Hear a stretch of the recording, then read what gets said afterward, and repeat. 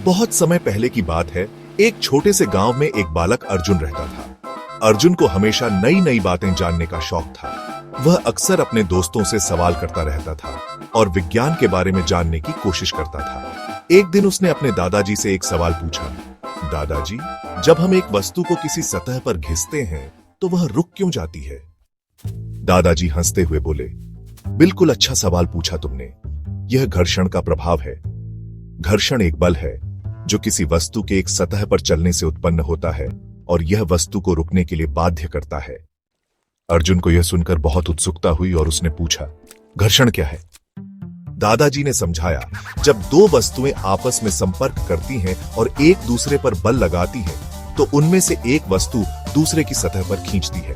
इस खींचतान के कारण सतहों के बीच छोटे छोटे अवरोध उत्पन्न होते हैं, जिन्हें हम घर्षण कहते हैं। यह घर्षण बल वस्तु की गति को धीमा कर देता है और अंततः उसे रुकने पर मजबूर कर देता है।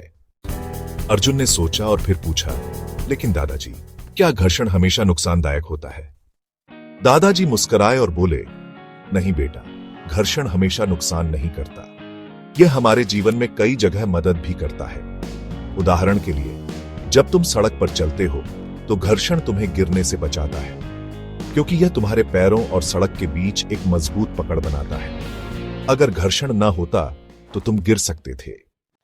अर्जुन ने फिर पूछा, तो क्या हम घर्षण को पूरी तरह से खत्म कर सकते हैं?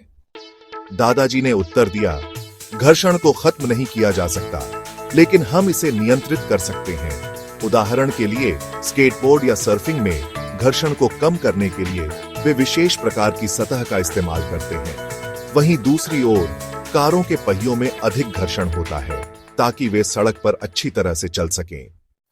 अर्जुन को अब घर्षण की परिभाषा और इसके महत्व का पता चल चुका था। उसने महसूस किया कि बिना घर्षण के हमारे जीवन में कई चीजें संभव नहीं होती। अर्जुन ने अपनी दादाजी की बातें ध्यान से सुनी और समझा कि विज्ञान हर जगह है और यह हमारे रोजमर्रा के जीवन को सरल और सुरक्षित बनाता है।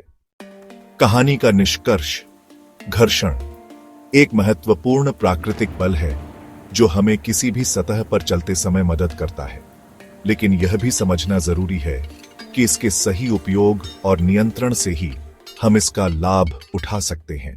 समाप्त।